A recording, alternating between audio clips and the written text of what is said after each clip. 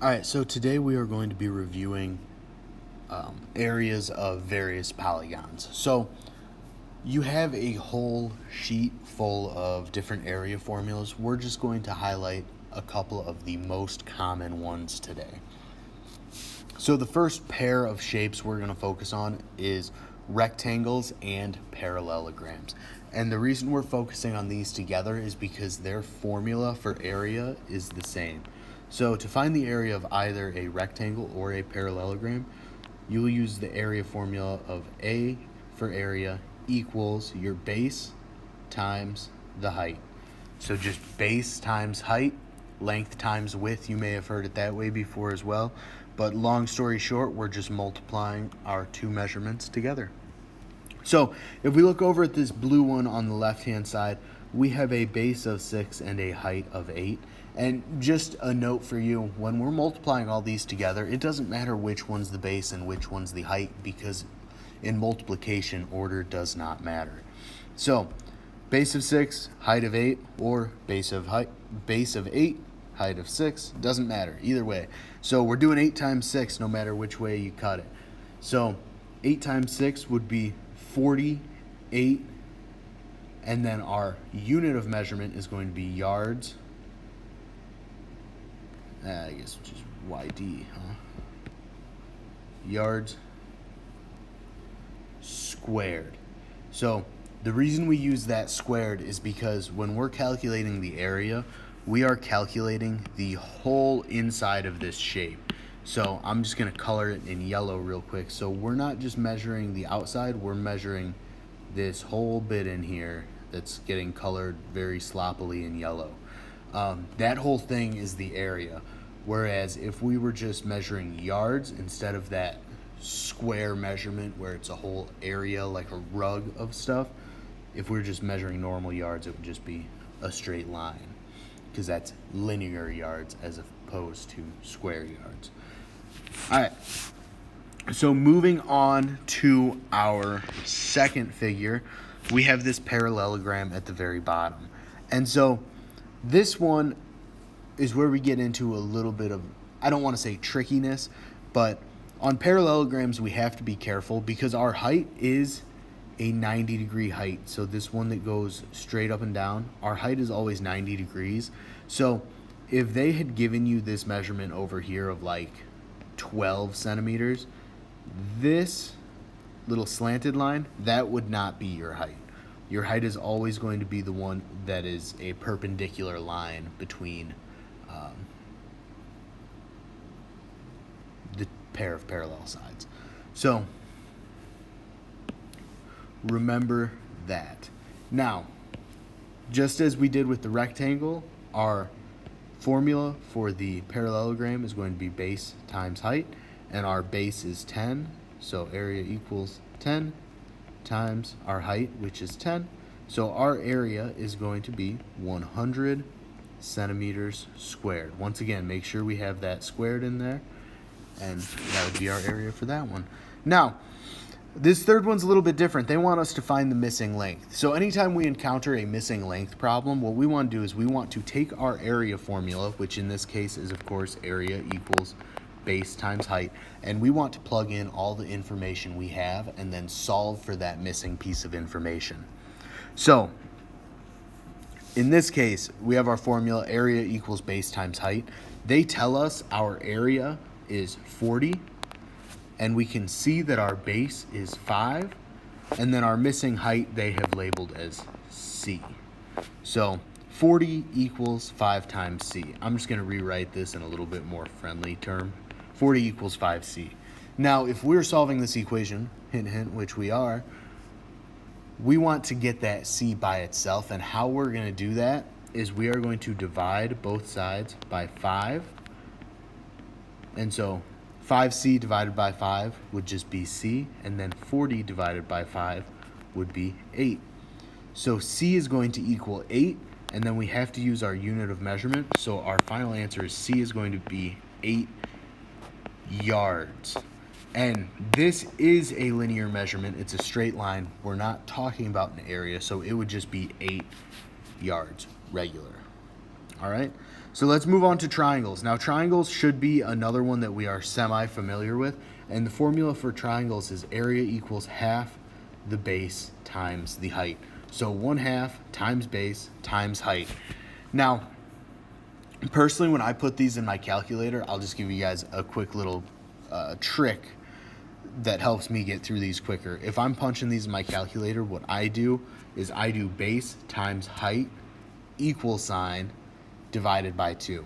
So for example, in this green one on the left hand side, we're going to plug in our information into the formula just as we always do. So area equals 1/2 times our base, which is 4, times our height, which is 2. Mr. State, please stop by Student Services. Mr. State, please stop by Student Services. Special guest appearance in this video, the announcements. So, area equals 1/2 times our base, which is 4, times our height, which is 2.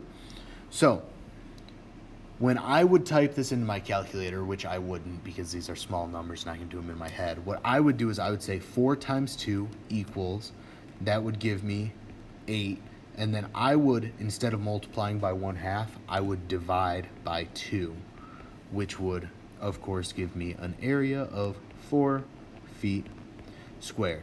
So that's just kind of a shortcut that I use on the calculator. Take it, leave it, up to you. So let's look at this final purple triangle. We're going to follow the same steps. So we're going to do 1/2 area equals 1/2 times our base of 3 times our height of 2. And then we would multiply these together. 1/2 of 3 is 1.5. 1.5 times 2 is 3. So our area is 3 kilometers squared. Amazing triangles, yay. Okay. Continuing on, let's look at trapezoids. So trapezoids have a little bit of a goofy formula. So the formula for a trapezoid is going to be area equals 1/2 of the height, 1/2 times height times base 1 plus base 2. So the formula for a trapezoid is 1/2 times height times the sum of the bases. And so the second thing I want to highlight is, let's start with this trapezoid, the blue one on the left. So our bases are always going to be the pair of parallel sides. So the 4 yards and the 10 yards in the blue one, and then the 3 feet and the 7 feet in the yellow trapezoid. So it's always going to be the ones that are parallel to each other. Those are our bases. And what this formula is really doing is it's saying the average of the bases. So you might actually see this formula written this way as well. Base 1 plus base 2 divided by 2. So the average of the bases times height.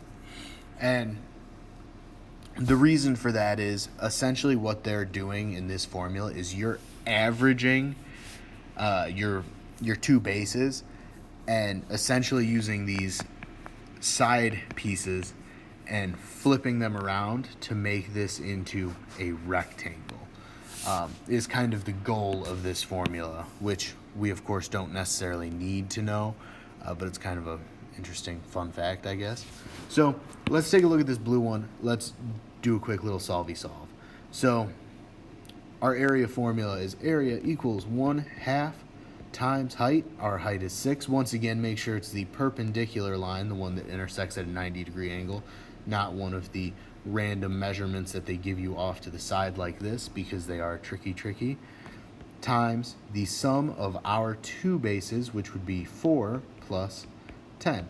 So as we continue to solve this, we have 14 times 6 times 1/2, and that would of course end up being 42. So our area is going to be 42 yards squared. Now let's look at this yellow one, solve that real quick. So follow our same steps. Area equals 1/2 our height, which is going to be 8, times the average or times the sum of our two bases, which are 3 and 7. So area equals 1/2 times 8 times 10. 80 divided by 2 would be 40, so area equals 40 feet squared. Lovely, lovely stuff. And our final slide is circles. And if we remember from years past, the formula for circles is area equals, whoops, I got in the 1/2 mode and I just kind of messed myself up there. So area equals pi times radius squared. And your homework is going to be on IXL, and I want to highlight that on IXL, they tell you for pi to use 3.14. So in some stuff, you'll want to use the pi button, like on tests, quizzes. But for IXL, since they have to have exact answers, they're going to tell you to use 3.14 for pi.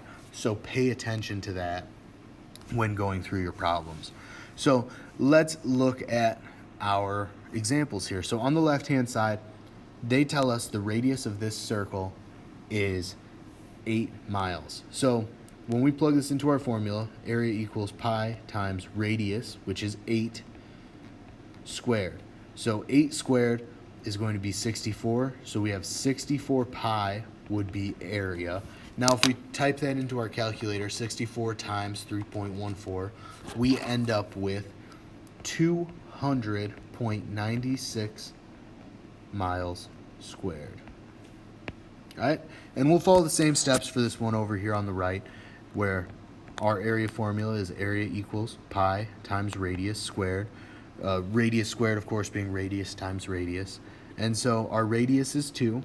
So area equals pi times 2 squared. So area equals 4 pi. We type that into our calculator, 4 times 3.14, and we end up with 12.56 kilometers squared.